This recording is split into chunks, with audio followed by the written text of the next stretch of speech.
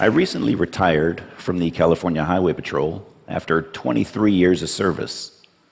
The majority of those 23 years was spent patrolling the southern end of Marin County, which includes the Golden Gate Bridge. The bridge is an iconic structure, known worldwide for its beautiful views of San Francisco, the Pacific Ocean, and its inspiring architecture. Unfortunately, it is also a magnet for suicide, being one of the most utilized sites in the world. The Golden Gate Bridge opened in 1937. Joseph Strauss, chief engineer in charge of building the bridge, was quoted as saying, "The bridge is practically suicide-proof. Suicide from the bridge is neither practical nor probable. But since its opening, over 1,600 people have leapt to their death from that bridge." Some believe that traveling between the two towers will lead you to another dimension. This bridge has been romanticized as such. That the fall from that frees you from all your worries and grief, and the waters below will cleanse your soul. But let me tell you what actually occurs when the bridge is used as a means of suicide. After a free fall of 4 to 5 seconds, the body strikes the water at about 75 miles an hour. That impact shatters bones, some of which then puncture vital organs. Most die on impact. Those that don't generally flail in the water helplessly and then drown. I don't think that those who contemplate this method of suicide realize how grisly a death that they face. This is the cord. Except for around the two towers, there's 32 inches of steel paralleling the bridge. This is where most folks stand before taking their lives. I can tell you from experience that once the person is on that cord, and at their darkest time, it is very difficult to bring them back. I took this photo last year as this young woman spoke to an officer contemplating her life. I want to tell you very happily that we were successful that day in getting her back over the rail. When I first began working on the bridge, we had no formal training. You struggled to funnel your way through these calls. This was not only a disservice to those contemplating suicide, but to the officers as well. We've come a long, long way since then. Now, veteran officers and psychologists train new officers. This is Jason Garber. I met Jason on July 22nd of last year when I received a call of a possible suicidal subject sitting on the cord near mid-span. I responded, and when I arrived, I observed Jason speaking to a Golden Gate Bridge officer. Jason was just 32 years old and had flown out here from New Jersey.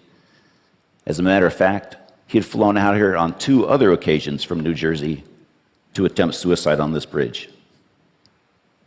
After about an hour of speaking with Jason, he asked us if we knew the story of Pandora's box. Recalling your Greek mythology, Zeus created Pandora and sent her down to earth with a box and told her never, ever open that box. Well, one day, curiosity got the better of Pandora, and she did open the box. Out flew plagues, sorrows, and all sorts of evils against man. The only good thing in the box was hope. Jason then asked us, what happens when you open the box and hope isn't there? He paused a few moments, leaned to his right, and was gone. This kind, intelligent young man from New Jersey had just committed suicide. I spoke with Jason's parents that evening, and I suppose that when I was speaking with them that I didn't sound as if I was doing very well. Because that very next day, their family rabbi called to check on me. Jason's parents had asked him to do so. The collateral damage of suicide affects so many people. I pose these questions to you. What would you do if your family member, friend, or loved one was suicidal? What would you say? Would you know what to say? In my experience, it's not just the talking that you do, but the listening. Listen to understand. Don't argue, blame, or tell the person you know how they feel, because you probably don't. By just being there, you may just be the turning point that they need. If you think someone is suicidal, don't be afraid to confront them and ask the question. One way of asking them the question is like this. Others in similar circumstances have thought about ending their life. Have you had these thoughts? Confronting the person head on may just save their life and be a turning point for them. Some other signs to look for: hopelessness, believing that things are terrible and never going to get better. Helplessness, believing that there's nothing that you can do about it. Recent social withdrawal, and loss of interest in life. I came with this talk just a couple of days ago, and I received an email from a lady that I'd like to read you her letter. She lost her son on January 19th of this year. And she wrote me this email just a couple of days ago. And it's with her permission and blessing that I read this to you. Hi, Kevin. I imagine you're at the TED conference. That must be quite the experience to be there. I'm thinking I should go walk the bridge this weekend.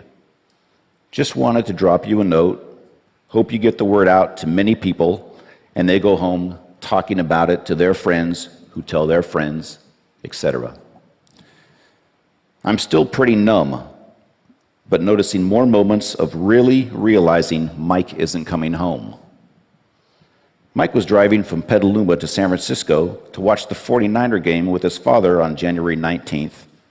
He never made it there. I called Petaluma police and reported him missing that evening. The next morning, 2 officers came to my home and reported that Mike's car was down at the bridge. A witness had observed him jumping off the bridge at 1:58 p.m. the previous day. Thanks so much for standing up for those who may be only temporarily too weak to stand for themselves. Who hasn't been low before without suffering from a true mental illness? It shouldn't be so easy to end it. My prayers are with you for your fight.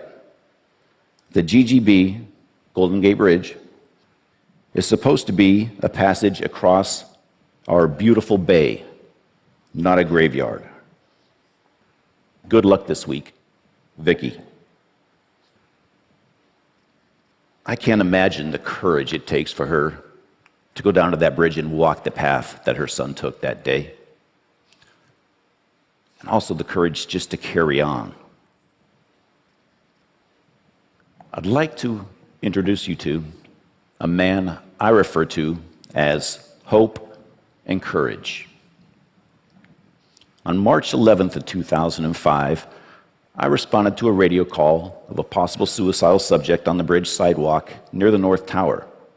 I rode my motorcycle down the sidewalk and observed this man, Kevin Briggs, standing on the sidewalk. When he saw me, he immediately traversed that pedestrian rail and stood on that small pipe which goes around the tower. For the next hour and a half, I listened as Kevin spoke about his depression and hopelessness. Kevin decided on his own that day to come back over that rail and give life another chance. When Kevin came back over, I congratulated him. This is a new beginning, a new life. But I asked him, what was it that made you come back and give hope and life another chance? And you know what he told me? He said, you listened. You let me speak, and you just listened. Shortly after this incident, I received a letter from Kevin's mother, and I have that letter with me, and I'd like to read it to you. Dear Mr. Briggs, nothing will erase the events of March 11th, but you are one of the reasons Kevin is still with us. I truly believe Kevin was crying out for help. He has been diagnosed with a mental illness for which he has been properly medicated. I adopted Kevin when he was only 6 months old, completely unaware of any hereditary traits. But thank God, now we know. Kevin is straight, as he says. We truly thank God for you. Sincerely indebted to you, Narvella Berthia. And on the bottom, she writes, P.S. When I visited San Francisco General Hospital that evening, you were listed as the patient. Boy, did I have to straighten that one out. Today, Kevin is a loving father and contributing member of society. He speaks openly about the events that day and his depression in the hopes that his story will inspire others. Suicide is not just something I've encountered on the job. It's personal. My grandfather committed suicide by poisoning. That act, although ending his own pain, robbed me from ever getting to know him. This is what suicide does. For most suicidal folks, or those contemplating suicide, they wouldn't think of hurting another person. They just want their own pain to end. Typically, this is accomplished in just 3 ways: sleep, drugs or alcohol, or death. In my career, I've responded to and been involved in hundreds of mental illness and suicide calls around the bridge. Of those incidents I've been directly involved with, I've only lost 2, but that's 2 too many. One was Jason. The other was a man I spoke to for about an hour. During that time, he shook my hand on 3 occasions. On that final handshake, he looked at me and he said, Kevin, I'm sorry, but I have to go. And he left. Horrible, absolutely horrible. I do want to tell you, though, the vast majority of folks that we do get to contact on that bridge do not commit suicide.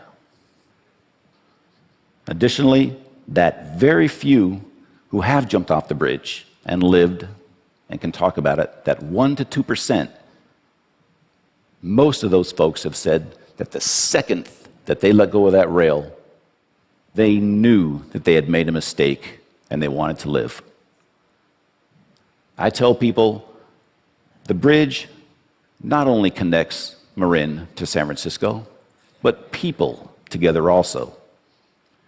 That connection or bridge that we make is something that each and every one of us should strive to do. Suicide is preventable. There is help. There is hope. Thank you very much.